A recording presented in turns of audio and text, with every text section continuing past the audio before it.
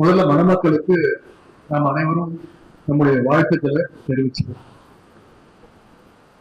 மணமகனுடைய தந்தையர் அண்ணன் திரு V K Venkatesan அவருடைய திருமணத்தை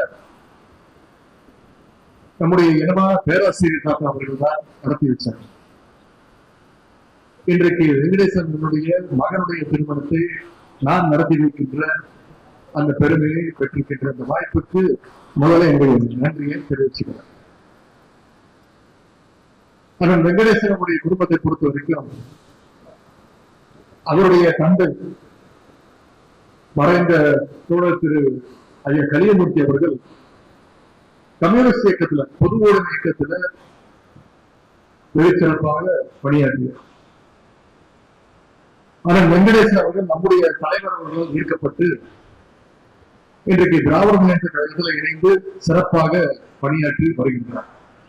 பல்வேறு பொறுப்புகள் இருந்திருக்கிறார். எனக்கு என்ன இந்த திருமண நிகழ்ச்சியில கலந்து கொள்ள கூடுதல் பெருமைனா, ஆனால் வெங்கடேசன் அவர்கள் எங்களுடைய இளைஞர் அணியில சிறப்பா பணியாற்றி இளைஞர் அணியினுடைய கண்டுபிடிப்புதான் அண்ணன் திரு வெங்கடேசன் அவர்கள். முதல்ல அவர் இளைஞர் அணியில பணியாற்றி இருந்தால் அதன் பிறகு பல்வேறு பொறுப்புகள்ல பணியாற்றி இன்றைக்கு சிறப்பாக கழக பணியில ஈடுபட்டு வருகின்றார். அது மட்டும் இல்ல, கழகம் அறிவிச்ச அனைத்து போராட்டங்களையும் கலந்துகிட்டவர் தான் அண்ணன் வெங்கடேசன். போராட்டங்களை கலந்துகிட்டு மட்டும் இல்லாம கைதாகி சிறை சென்று வந்தவர் தான், அந்த அனுபவத்துக்கும் சொந்தக்காரர் தான் அண்ணன் வெங்கடேசன் அவர்கள். அப்படிப்பட்ட அண்ணன் வெங்கடேசனுடைய இல்ல திருமண விழாவில் கலந்து கொள்வது எனக்கு மிகுந்த பெருமையை தருகின்றது. கடந்த சில மாதங்களாகவே இந்த தஞ்சாவூர் மாவட்டத்திற்கு அடிக்கடி வந்துட்டு கடந்த 3 மாதங்களை பார்த்தீங்கன்னா 4 முறை இந்த தஞ்சாவூர் மாவட்டத்திற்கு நான் வருகை இருந்திருக்கிறேன். அப்படியே நான் வரலனாலும் இந்த அரசு என்னை கைது செஞ்சு அவங்களே என்ன இந்த தஞ்சாவூர் மாவட்டத்துக்கு அழைச்சிட்டு வரணும். 2 வாரம் முன்பு என்ன நடந்தது என்பதை நீங்க அத்தனை பேரும் பார்த்துருப்பீங்க. 3ஆம் தேதி என்ன நடந்ததுன்னு பார்த்துப்பீங்க. இது தஞ்சாவூர் மாவட்டத்துல, தமிழ்நாட்டுல எங்க பேசினாலும் தஞ்சாவூர் மாவட்டத்துல பேசும்போது ரொம்ப ஜாக்கிரதையா பேசணும். நாம பேசுறதுனாலும் பரவாயில்ல, கீழே இருந்து பேசி நம்ம மாட்டி விட்டுருவாங்க. இன்னைக்கு அந்த மாதிரி துரை சந்திரசேகரன் அதை மாட்டி விட்டு இருக்கிறாங்க. சில வார்த்தைகள் எல்லாம் கூறி அதற்கும் நான் தான் பொறுப்பேற்கிறேன். பரவாயில்ல, இந்த கைது நடவடிக்கைகளால் பயணம் கிடையாது. இந்த உதயநிதி என்பது இந்த அரசுக்கு மூலம் தெரிஞ்சிருக்கு. கடந்த 3ஆம் தேதி தஞ்சையிலே விவசாயிகளுக்கு ஆதரவாக அவங்களுடைய கோரிக்கைகளை எல்லாம் நிறைவேற்ற அரசு நிறைவேற்ற ஒரு மிகப்பெரிய போராட்டத்தை நடத்தணும். நான் தான் கலந்துகிட்டு என்னுடைய தலைமையில் நடந்துச்சு. நம்முடைய கூட்டணி கட்சி தலைவர்கள்லாம் கலந்துக்கிட்டாங்க. விவசாய சங்கத்தை சேர்ந்தவங்க எல்லாம் கலந்துக்கிட்டாங்க. நான் தலைமை தாங்கி கடைசியா பேசுறேன். கிட்டத்தட்ட 22 நிமிஷம் பேசியிருக்கிறேன். என்ன சொன்ன, காவேரியில தண்ணி வரல, அது மட்டும் சொல்ல, அது கூட இன்னும் நிறைய பேசியிருக்கிறேன். டம்மி முதலமைச்சர் அப்படின்னா ஒரு கேடு கட்ட அரசாங்கம் அமைஞ்சிருக்கு, வெக்கம் கட்ட முதலமைச்சர் அமைஞ்சிருக்கிறார் தமிழ்நாட்டுக்கு அப்படின்னு சொன்னேன். தேர்தல் வாக்குறுதி கொடுத்தீங்களே, அதெல்லாம் நீங்க செயல்படுத்துறதுக்கு உங்களுக்கு வக்கு இல்லை அப்படின்னு சொன்னேன். உடனே அதற்கான அவங்க கோபம் இல்லை. காவேரியில தண்ணி வரலன்னு சொன்னே கோபம் வந்துருச்சு. அதற்காக உடனே இரவோடு இரவாக இங்கிருந்து தஞ்சாவூர்ல இருந்து காவல்துறையினர்லாம் அமைச்சு அதிகாலையிலே என்னுடைய வீட்டுக்கு வந்துட்டாங்க. காலைல 8 மணிக்கெல்லாம் வந்துட்டாங்க. காவல்துறையில கைது பண்ணாங்க.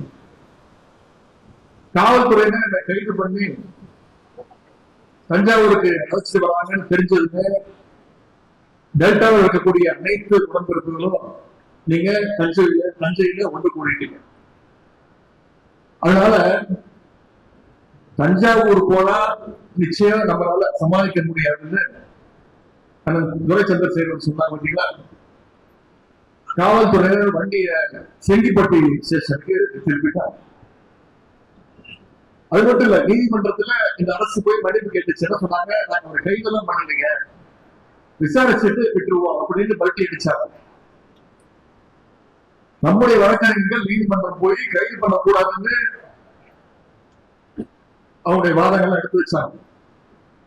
நான் இது ஏன் இதெல்லாம் சொல்றேன்னா, நாம மீண்டும் நிரூபிச்சிருக்கிறோம், இந்த டெல்டா மண்டலம் என்னைக்குமே திராவிட முன்னேற்ற கழகத்துடைய கோட்டை என்பது.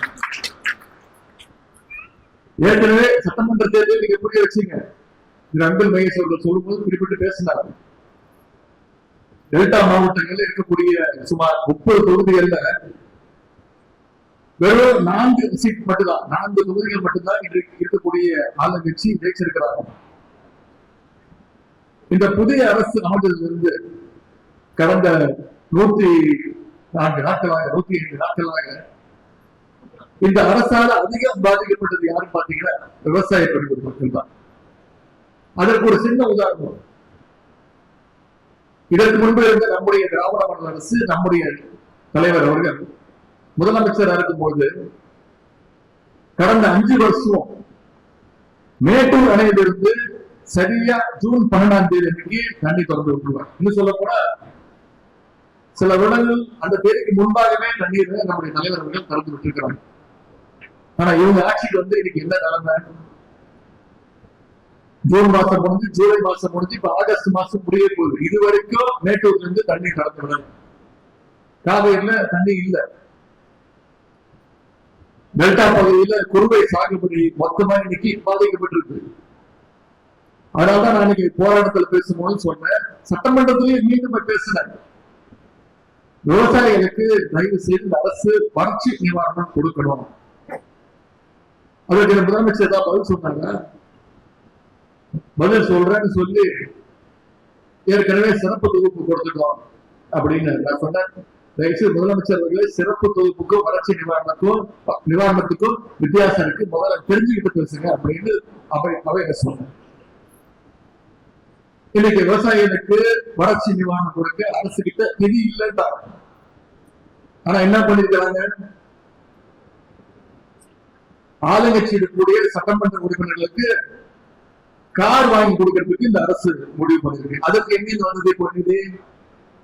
விவசாயிகளுக்கு தேர்தல் வாக்குறுதிகள் சொன்ன மாதிரி அவங்களுடைய கடன்களை எல்லாம் தள்ளுபடி செய்வதற்கு நிதி இல்லைன்னு சொல்லிட்டாரு முதலமைச்சர். ஆனா இன்னைக்கு ஆளுங்கட்சி இருக்கக்கூடிய சட்டமன்ற உறுப்பினர்களுக்கு எல்லாம் கார் வாங்கி தர்றது இன்னைக்கு முதலமைச்சர் ஒரு அறிவிப்பு வெளியிட்டார்.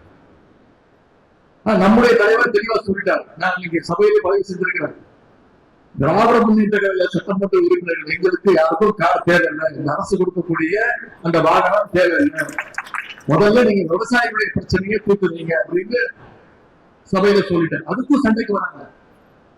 அது எப்படி நீங்க வேண்டாம்னு சொல்லலாம்? நான் என்ன சொன்னேன், நீங்க வாங்கிக்கோங்க. திராவிட முன்னேற்ற கழகம் எங்களுடைய தலைவர் இந்த ஸ்டாண்ட் எடுத்திருக்கிறாங்க, விவசாய பிரச்சனை முதல்ல கவனம் செலுத்துங்க, அதற்கு நிதி இல்லைன்னு சொல்லிட்டீங்க, ஆட்சிக்கு வந்தோடனே கஜானாவை தொடச்சி வச்சுட்டு போயிட்டோம்னு சொல்றீங்க, தேர்தல் வாக்குறுதி எதையும் நிறைவேற்றல, மகளிர் உரிமை தொகை 2500 ரூபாய் கொடுக்க போறேன்னு சொன்னீங்க, அது கொடுக்கல, வருஷத்துக்கு 6 கேஸ் சிலிண்டர் கொடுப்பேன் கொடுக்கல, வேலையில்லா இளைஞர்களுக்கு மாசம் 4000 ரூபாய் கொடுக்குறேன்னு சொன்னீங்க, அதை கொடுக்கல, வாக்குறுதியா சொன்ன எதையும் நிறைவேற்றாம இன்னைக்கு சட்டமன்ற உறுப்பினர்களுக்கு கார் வாங்கி தரேன்னு சொன்னது திராவிட முன்னேற்ற கழகம் ஒத்துக்காது, எங்களுக்கு வேணாம் அப்படின்னு சொல்லிட்டேன். இன்னைக்கு சட்டமன்றத்துல நடக்கிறத நீங்க அத்தனை பேரும் தொலைக்காட்சியில நேரலையில பாத்துக்கிட்டு இருக்கீங்க. இந்த ஆளுங்கட்சியினர் இன்னைக்கு ஒவ்வொரு நாளும் என்னென்ன கூத்தெல்லாம் அடிச்சுட்டு இருக்காங்கிறது நீங்க லைவ்ல பாத்துக்கிட்டு இருக்கீங்க. நான் சபையிலே பேசுறேன், நாங்களாம் சட்டமன்றத்துக்கு தான் வரோமா இல்ல சூப்பர் சிங்கர் நிகழ்ச்சிக்கு வந்திருக்கோமா அப்படின்னு எங்களுக்கே சந்தேகம் வந்திருந்தது. ஏன்னா முன்னாடி சபையில பேசுவாங்க, கேள்வி கேட்பாங்க, அதற்கு பதில் சொல்லுவாங்க, கேள்வி கேட்டா பதில் சொல்லலாம், பாட்டு பாடினா நான் எப்படி பாட்டு பாட முடியும்? இப்படி அப்படி ஒரு கேள்வி கேட்ட ஆட்சி இன்னைக்கு நடந்துட்டு இருக்கு. சட்டமன்றத்துல மக்கள் பிரச்சனை, விவசாயிகள் பிரச்சனை, சட்டம் ஒழுங்கு பிரச்சனை, இதை பத்தி எல்லாம் பேசலாம்னு நாங்கெல்லாம் குறிப்பெல்லாம் எடுத்துட்டு போறோம். ஆனா நாங்க கேட்கக்கூடிய எந்த கேள்விக்கும் முதலமைச்சர் எந்திரிச்சு பதில் சொல்றது கிடையாது. நீங்க பாத்துக்கிட்டு இருக்கீங்க, தொலைக்காட்சியில பாத்துருப்பீங்க. ஒரு 4 அமைச்சர்கள் 3 அமைச்சர்கள் தான் இருக்கிறாங்க. அனைத்து கேள்விகளுக்கும் அந்த 3 அமைச்சர்கள் தான் எந்திரிச்சு பதில் சொல்றாங்க. அது நாங்க கேட்கக்கூடிய கேள்விக்கான பதில் கிடையாது. அனைத்தையும் திசை திருப்புற மாதிரி டைவர்ஷன் டாக்டிக்ஸ், அவ்வளவுதான். உதாரணத்துக்கு அன்னைக்கு திரு செந்தில் பாலாஜி அவர்கள் மின்சாரத்துறையில மானிய கோரிக்கையில பேசிட்டு இருக்காங்க. என்ன கேட்கிறாரு? கரண்ட் பில்லு அதிகமாயிடுச்சு, இந்த 3 மாதங்கள் அதிகமாயிடுச்சு, ரீடிங் சரியா எடுக்க மாட்டேங்கிறாங்க. இதுதான் அவர் கேட்ட கேள்வி. ஆனா அமைச்சர், சம்பந்தப்பட்ட துறையுடைய அமைச்சர் அதற்கு பதில் சொல்ல வக்கில்லாம அந்த பிரச்சனையை திசை திருப்புற மாதிரி ஒரு பதில். இதை தொடர்ந்து இந்த அரசு செஞ்சிட்டு இருக்கு. அமைச்சர் பெருமக்கள், ஆளுங்கட்சியோட சட்டமன்ற உறுப்பினர்கள் எல்லாம் மக்கள் பிரச்சனை பேசுவதற்கு வரல. அவங்களுக்கு தேவையெல்லாம் அன்னைக்கு ஒரு 4 ரீல்ஸ். இவங்க சர்க்கார் நடத்துறாங்களா இல்ல சர்க்கஸ் கம்பெனி நடத்துறாங்கன்னு கேட்கிற அளவுக்கு தான் இன்னைக்கு அரசுடைய பர்ஃபார்மன்ஸ் இருக்கு.